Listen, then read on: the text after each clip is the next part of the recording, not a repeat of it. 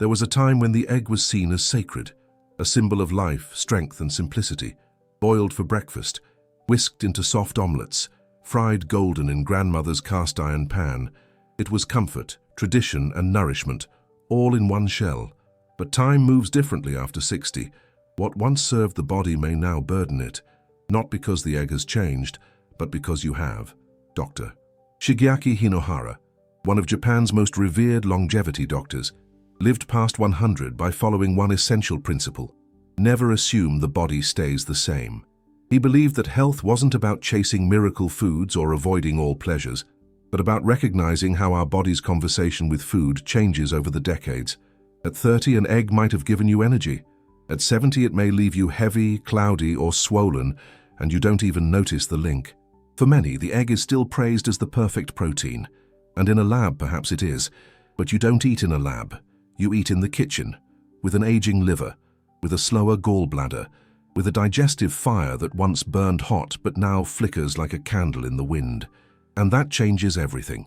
Dr. Mark Hyman, a pioneer in functional medicine, puts it simply: food is either medicine or slow poison, depending on the body's current state.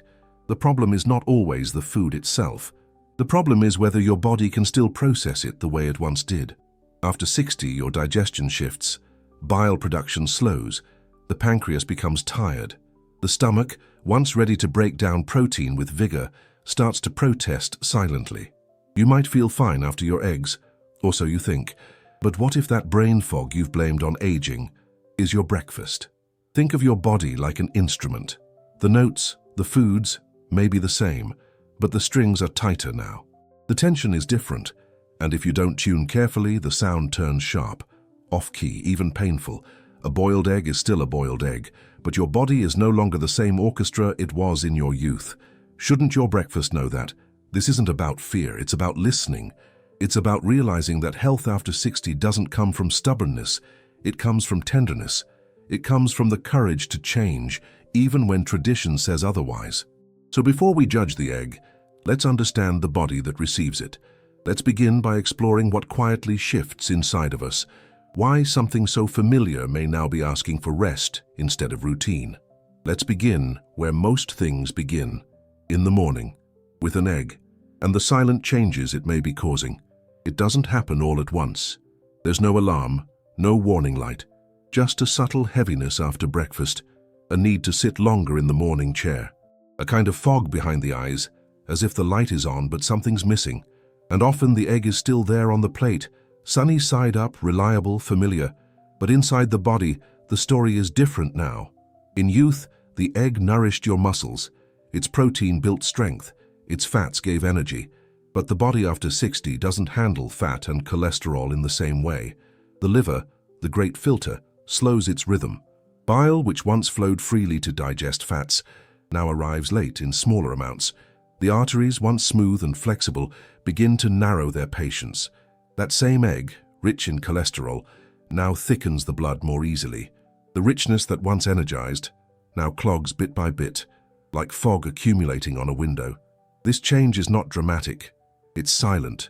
That's what makes it dangerous. Most people over 60 don't feel pain after eating eggs. They feel tired, sluggish, forgetful. They assume it's aging, but science calls it something else: postprandial lipemia, a state where the blood becomes loaded with fat particles after eating. It's a normal process in moderation, but when the body slows down and the same rich foods are consumed, the bloodstream turns heavy. It becomes like a road filled with traffic, where oxygen struggles to reach the brain and heart. You may not notice the difference right away, but you might find yourself needing longer naps. You might notice your hands swell more than they used to. Your thoughts don't arrive as quickly. That morning walk feels just a little harder, and all the while, you're eating what you've always eaten. An egg, a few slices of toast, maybe a sausage. Familiar, comforting, but times have changed. That doesn't mean you must abandon the comfort of a warm breakfast. It means the body is asking for new kinds of fuel, gentler ones, softer to the liver, kinder to the blood. A piece of soft tofu with turmeric, a blend of chia and hemp seeds stirred into a warm bowl. These don't shout flavor, but they whisper healing. They don't ask the arteries to work overtime before the sun has fully risen, because your arteries are not just blood vessels, they are highways of life. And when they are packed with traffic every morning, it's not just the heart that pays the price, it's your clarity, your energy, your joy. At 40, the egg may have been your ally. At 70, it might be your weight. Not in pounds, in pressure, in fog, in the silent stories your blood is telling. That's why we begin here. Not with blame, not with rules, but with attention, with curiosity, with the understanding that the foods that once helped us climb mountains may now be the ones we need to gently release, or rethink, or rest from. Because the goal is not to cut life's pleasures. The goal is to walk longer, think clearer, feel lighter. And sometimes that begins not with change, but with noticing. You eat the same meal. Eggs, maybe a bit of cheese, a small piece of toast. You sip your tea, but something feels different. A heaviness in the belly, a thirst that lingers even after a glass of water. A strange tiredness, like your body is working too hard on something invisible. And yet, it was just breakfast, just an egg. But the older body does not digest like it once did. Digestion, once fierce and silent, now becomes slower, gentler, more fragile. The pancreas, the quiet organ behind the stomach, once rich with enzymes, now whispers instead of sings. And when it can no longer break down proteins with the same ease, the body feels the consequences in whispers too. Gas, bloating, joint aches, a mind that tires before noon. Most people don't think of digestion when they feel discomfort. They think of the food, or age, or sleep. But what if the problem is not just what you eat, but how your body tries to welcome it in? Eggs, high in protein and fat, demand effort, enzymes, bile, patience, and when the digestive fire weakens, these same eggs become like logs thrown on dying embers. They don't nourish, they smother. And yet this happens quietly, so quietly that many don't notice. They just start to avoid movement after breakfast, or they need more coffee, or they start skipping meals because they don't feel hungry. But what they really feel is tired. Not because they're lacking energy, but because their energy is trapped in digestion. There are signs, gentle ones, feeling thirsty after eating. Not the thirst of a hot summer day, but a dry, uncomfortable sense that water isn't quite reaching you, or feeling drowsy not at night, but an hour after breakfast, as if the body is asking to rest, not because of age, but because it is overworked by the very food that was meant to nourish it. There are also ways to help the body remember, not with pills or hard-to-pronounce solutions, but with small shifts. A teaspoon of apple cider vinegar before a meal, a cup of warm water with a slice of ginger, a few drops of gentle bitters. These are not miracles. They are reminders. They speak the language of the digestive system. They awaken the organs slowly, respectfully, the way a soft knock stirs someone from deep sleep without alarm. At this age, digestion is not a furnace. It's a candle, and candles need care. They need quiet, gentle fuel. They don't like to be flooded or ignored. They don't burn brighter when fed too much. They go out. That's why food after 60 must also be kind to the fire. Not just exciting to the tongue or comforting to the memory, but light enough to be received with ease. An egg may feel small, but to an aging pancreas, it is weight. It is work. So the question is no longer, is this food healthy, but is this food digestible for this body, today, in this chapter of life? Not when we were young, not when we were busy, but now when we are learning to listen, and perhaps in that listening, the body will find the space it's been asking for all along. Not to stop eating, but to eat differently, with respect for the candle, and with gratitude for the quiet work it continues to do. You want to keep your mind clear. You want to remember names, appointments, where the keys are. You want to feel sharp enough to read a book and still recall the last chapter. And for years you've heard that eggs, especially the yolks, are good for the brain because they contain choline, a nutrient that supports memory and focus. But the body, like the seasons, changes how it responds to even the best intentions. Choline is important. That's true. It's used to build acetylcholine, a chemical that helps the brain send messages, stay alert, and hold memories. But after 60, something subtle begins to shift. Gut bacteria, always changing, always adapting, may start to transform choline into something else, something less helpful, a compound called TMAO. TMAO is not a villain on its own, but in excess and in aging bodies, it has been linked to the very things we wish to avoid: blood vessel stiffness, cognitive decline, heart strain. It's the quiet tightening of pathways meant to flow freely, a narrowing of rivers meant to nourish the mind. The irony is hard to miss. You eat the egg for memory, but the way your body processes it now may be clouding that same memory, slowly, imperceptibly. Studies from Cleveland Clinic and Harvard have begun to trace these threads. In older adults, higher levels of TMAO are linked with greater risk of vascular problems and slower mental function, not overnight, but over time, quietly, just like so many things in this stage of life. And yet, the answer is not to fear choline, or to throw away every egg in the fridge. The answer is balance and rhythm, and remembering that the brain, like every organ, lives in a conversation with the whole body. There are ways to support that conversation. Leafy greens like collards and spinach also contain choline, gentler, slower to overwhelm. Fermented foods like a spoonful of sauerkraut or a bit of yogurt can help shape the gut in ways that reduce TMAO production. Movement, gentle, regular, consistent, improves circulation and allows the brain to receive what it needs and release what it doesn't. Because the brain doesn't age in isolation. It ages with the blood, the liver, the gut. What supports one supports them all. And what burdens one, even silently, eventually reaches the others. So yes, the brain still loves choline, but the vessels whisper, not too much, not too fast, not without support. It's not about removing the egg. It's about knowing whether it still sings in harmony with the rest of you. At 30, the body processes food with speed. At 70, it processes food with memory. And sometimes that memory includes the wear of the years, the quiet marks left by habits once helpful, but now in need of revision. This is not loss, this is wisdom, the kind that doesn't cling to the past, but learns to walk beside the present. One step, one meal, one mindful choice at a time. There is something humbling about watching a person in their 90s walk without hurry. Their spine may be curved, but their step is steady. Their breath is soft, their gaze alert. It's not power that sustains them, but rhythm. Not control, but understanding.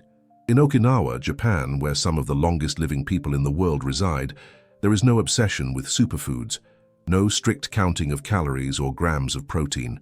There is instead a quiet respect for balance, for meals that nourish without noise. And in those kitchens, the egg is present. But it is not the center. Okinawan centenarians don't eat eggs every morning. They eat them occasionally in small amounts, often cooked gently, and served beside plant-based dishes. The egg is not the melody, it is the harmony. It supports but does not lead. Their daily meals are built around foods the body receives with ease: purple sweet potatoes, miso broth, bitter melon. Each ingredient has a reason. Not to fight aging, but to age with grace. The choices are not made from fear, but from deep listening. These are people who understand their bodies are not machines to be optimized, but companions to be cared for, softly, daily, lovingly. What they practice is not restriction, it is rhythm. They eat with the seasons, with the day's needs, with awareness of how food makes them feel, not only in the moment, but in the hours that follow. And when their digestion slows, they give it space. When energy dips, they rest. The egg appears from time to time, but never as a routine that ignores the body's quiet responses. This is wisdom that comes not from studies or labels, but from a long life of attention, of noticing when a food energizes or drains, of remembering that not all hunger is physical and not all fullness is health. For those of us far from Okinawa, in cities or towns where mornings begin in silence or with the hum of the refrigerator, there is still a way to honor that rhythm. There is still a way to let the liver rest, to give the gut a gentler start. Some mornings can begin without eggs, with a bowl of warm grains, with steamed greens, with broth and patience. These meals do not shout for attention, but they give back more than they take, because longevity is not about never eating eggs. It is about knowing when the body is asking for silence instead of a song. And if the body no longer sings after breakfast, if the mind feels dull, the stomach tight, the mood low, it may not be age. It may be the body whispering, "This food was right for me once, but now I ask for something else." To grow old with clarity is to notice those whispers, to respect them, and to respond, not with fear or strict rules, but with kindness. The kind of kindness that turns a meal into medicine, and an aging body into a place of peace. In his later years, Dr. Shigeaki Hinohara often spoke of the body as something we must learn to accompany, not control. He lived over a century not by following a perfect diet, but by adapting with each passing decade. He listened, he adjusted, and he taught others to do the same, not with fear, but with curiosity. This is not about removing eggs from your life. It's not about guilt or restriction. It's about recognizing the quiet truth. The body you live in today is not the body you had at 30, not even the body you had at 50. It has changed. It speaks a different language now, and it asks, more than anything, to be heard. Dr. Mark Hyman reminds us that no food is good or bad in isolation. It depends on timing, on context, on how your digestion responds, on how your blood flows after the meal, and most importantly, on how you feel, not in theory but in your own skin, your own breath, your own silence after breakfast. Bio-individuality is not a trend, it is reality, especially after 60. One person may eat an egg and feel nourished, another may feel foggy, inflamed, or restless, and both experiences are valid. That is why the question is never, is this healthy? But, is this still healthy for me? There is no shame in changing, there is wisdom in it. The same way we wear different shoes for different terrains, we must nourish the body according to its season. And aging is not winter, it is late summer, a time for care, for softness, for warmth, not for force. Health at this stage is not about rules, it is about awareness. It begins with asking gently, how do I feel after I eat? What brings me lightness? What brings me fog? What, once helpful, now asks for rest? Dr. Hinohara once said, we live long when we treat our body as a lifelong student, never assuming it already knows what's best. There is humility in that, and hope. So perhaps the problem is not the egg. Perhaps the real problem is believing that your body at 70 behaves like it did at 30. When we let go of that illusion, a new kind of freedom begins. A freedom rooted not in restriction, but in respect, not in denial, but in deep listening. Dr. Hinohara once said, we live long when we treat our body as a lifelong student, never assuming it already knows what's best. There is humility in that, and hope. If you're drawn to gentle, honest conversations about aging with strength and clarity, this space was made for you. Subscribe and walk with us one quiet change at a time. So perhaps the problem is not the egg. Perhaps the real problem is believing that your body at 70 behaves like it did at 30.